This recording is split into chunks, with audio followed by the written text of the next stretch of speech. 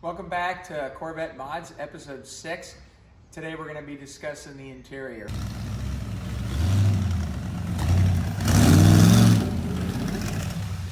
You can get these panels from basically any Corvette vendor, Mid-America Corvettes, Eckler's. I got mine through Corvette America, Corvette Mods. Any of your big vendors, you can get these panels from. One of the things that I did on my interiors, I eliminated the fiber optic system that went here above the console plate underneath the radio. I didn't really like it. I wanted it to clean up the interior as much as I could. So I went with a later C3 console model. This is a 76. The left and right hand panels are both 69. So one of the things you need to keep in mind if you decide to do that is that the corners on the left and right panels come down all the way here past the radio. The later C3 consoles, such as the 76 that don't have the fiber optics, they have an extension to where that comes down. I talked to Corvette America about modifying the panel. They have modified a lot of things for me. Specifically, the 76 console on their color chart doesn't list the bright blue because it wasn't a color for that year. But they went ahead and did the bright blue for me.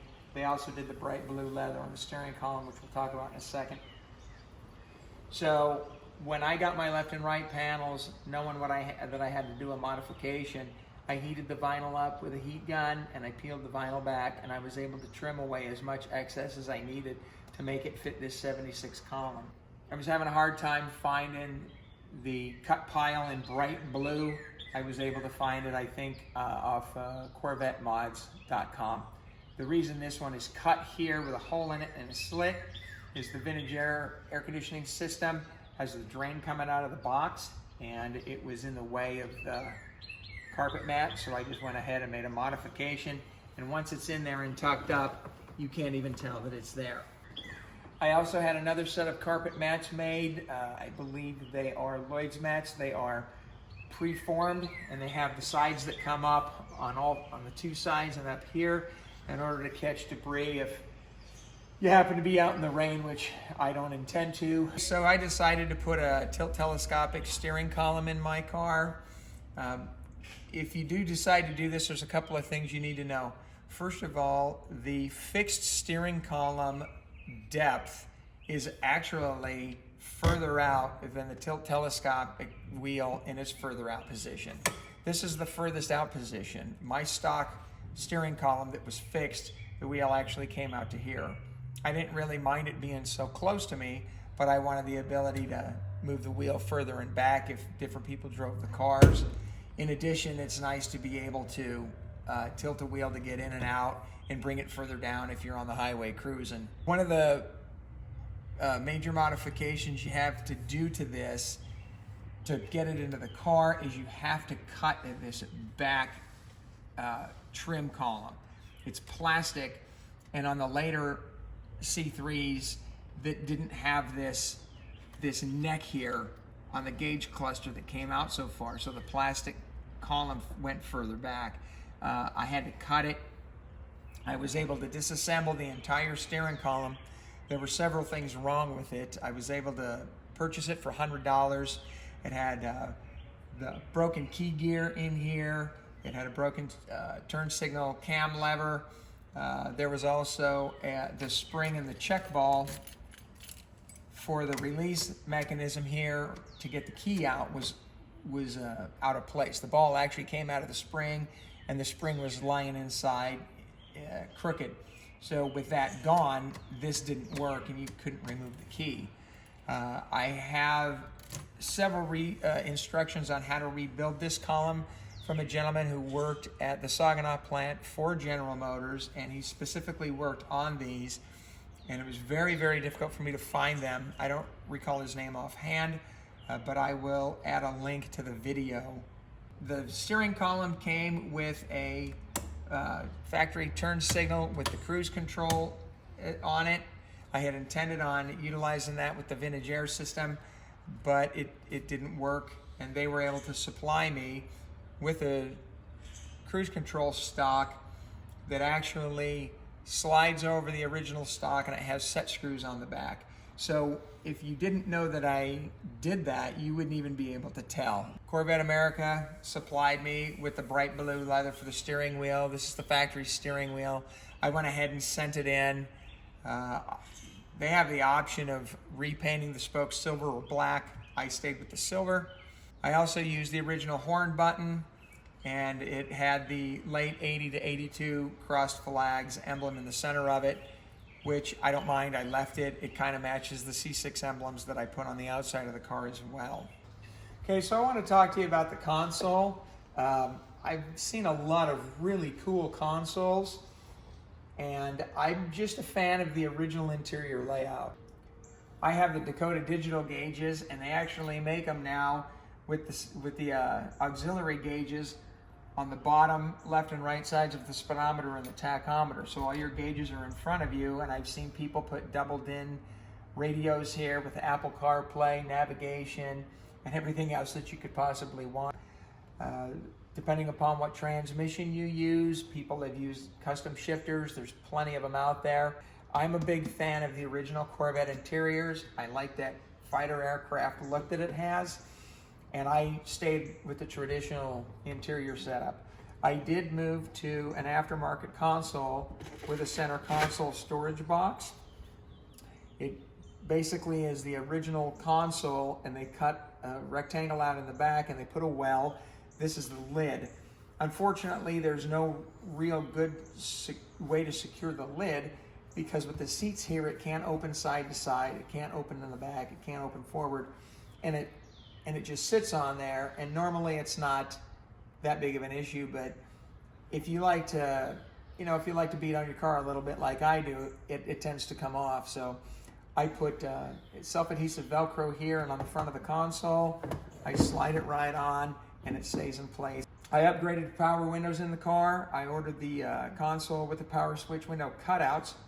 And if you'll notice up here on the front of the console, there's another switch that matches the power window switches. This is for the electric cowl assembly that I talked about in the body and paint issue. And I used the same switch so that it flows. It doesn't look like something that is really aftermarket. So on this factory console plate, you may not know it, it's kind of hard to tell, but the width of the left area where the heater air conditioner controls originally went is actually wider than the area where the ashtray went.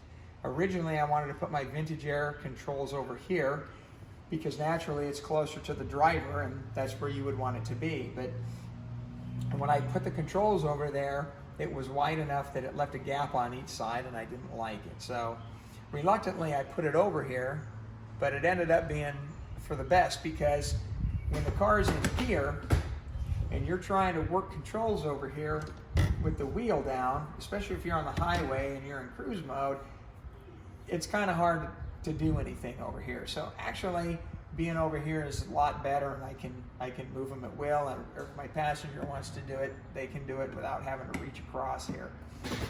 Okay, so let's talk about the vintage air system for a minute. The vintage air system sits right back here. You remove the factory heater air box. Normally, there's no clearance issues. Every car is different. I'm not surprised that I had issues, but after I got mine installed and I went to put in the passenger dash pad, you can see down here that it's bowing out a little bit, and that's because it's up against the vintage air box. So again, as I mentioned earlier, I got my heat gun, I heated up the blue vinyl, I pulled it back some, and I got a razor knife and trimmed away some of the foam, and I actually trimmed away the hard plastic substrate behind it that they mount the foam to, so that it's not pushing up against this vintage air box. This box is nowhere near as strong as this dash pad, and I didn't want the pressure of it over time to crack that, because I got a $350 problem that I can deal here with this issue with this dash pad, or I got a $1,250 problem that I got to deal with if I break that air box. You can see here where I upgraded the shift pattern with the overdrive transmission plate, and over here is the microphone for my Bluetooth radio that came with the Kenwood head unit. I was able to utilize the kick panels When I first bought the car and I upgraded the stereo back then, I actually trimmed away some of the excess internal frame structure to allow 6-inch speakers because of the magnets, and it didn't jeopardize the structural integrity of the car. It was probably maybe 3/16 of an inch, probably at the most. Okay, let's talk about seats. A lot of different things you can do with seats. I love the C5 seats. I had a C5 and a C6 Corvette. It's basically the same seat, and I really, really liked them. I think they're comfortable and they look cool. So I got them from a gentleman not too far from here for $400, and I pulled all the power steering stuff off of it and the lumbar support bags off of it, and I had the upholstery shop reupholster them in the blue leather that you see here.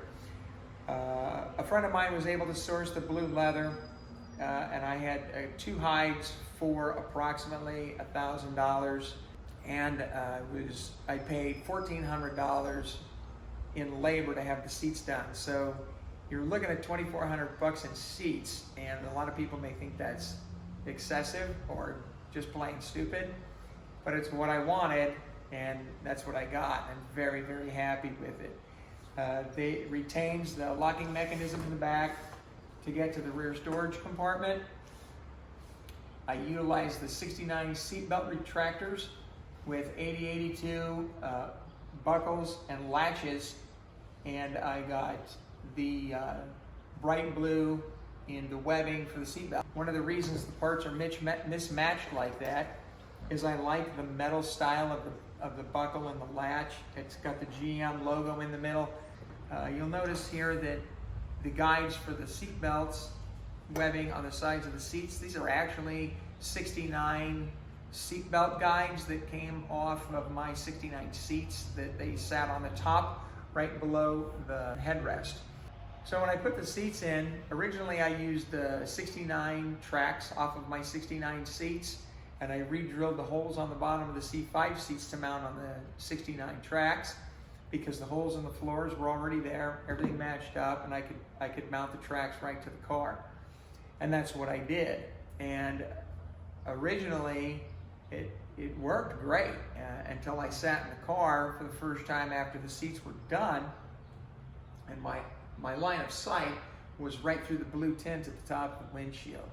So I ended up taking the tracks off, and I already had previously had a bracket behind the seat with 90-degree tabs on where I bolted the seat belts. That way the seat belts were on something rigid and solid and actually attached to the seat. I ended up adding 2 additional pieces of 1/4-inch flat stock bar to the bracket I made that hold the seat belts, and I bolted that bracket to the seat, and then I bolted that directly to the floor pan. So the seats don't move forward and back, but I'm also 6 foot tall, and I don't need the seat to move forward and back. My wife, who's much shorter than me, can actually sit in the car where the seat is in its furthest back position, and she can actually drive this car. Okay, so behind the seats in the storage compartment, you may notice that I don't have the 3-door storage compartment lids. These are 2-door storage compartment lids. Again, I had Corvette America do these for me in the bright blue carpet, and they painted the cargo trim and the door trim bright blue. The reason that I did that is, first of all, it's easier to access everything, and second of all, when we get into the electronics episode, we'll go over this more, but I moved my battery to the passenger side, and this is my control box for my Dakota Digital gauges, and over here is the American Auto Wire Highway 22 wiring kit, and next to that is the control box for my remote doors. So it's a lot easier to access and to get in here without that extra bar over here. It was really unnecessary, and I like the design of this. The hinge system is a lot better. The doors have the molded in pull rings right here, and it looks a lot cleaner. If you're familiar with the 68 to 72 Corvettes, you'll know that they have the removable rear window. Mine is out. There are two different types of latches here. You'll see that these are radiused on the ends. These are late 69 and on, or 68, early 69. These were rectangular. In addition to that, the early 68, 69 storage compartment door was made out of press board, and it was a lot longer than the 70 to 72. So I got rid of my storage tray basically because it was falling apart. I mean, it's 50-year-old particle board. It's just not going to last. Also, because it came further out, it sat lower, so you lost a lot of vertical storage area. So I used the 70 to 72. It's actually fiberglass. I took the trim piece off and painted it bright blue, not that anyone would be able to ever see it. And then I went ahead and reinstalled the trim piece. One of the other things that I also did to this was I made my own custom hinge points, and I have pins with holes and clevis pins, and I can pull the pins out and take this out without having to crawl back here and try to remove 8 screws that may or may not be rusted into their anchor point on the back side of this body. One of the other things I wanted to mention that's really nice to have, I eliminated the factory rear view mirror. I got a newer windshield with the mirror button already attached to the windshield. And this is a CIPA brand rear view mirror. It's auto dimming. It's got a built-in compass, and these buttons over here, each one is a map light, which is really nice because I don't have an interior light because of the bar for the tops. So it's a nice addition to have. Okay, well that's going to do it for interior. Join us next week for electrical. Don't forget to subscribe. Thanks.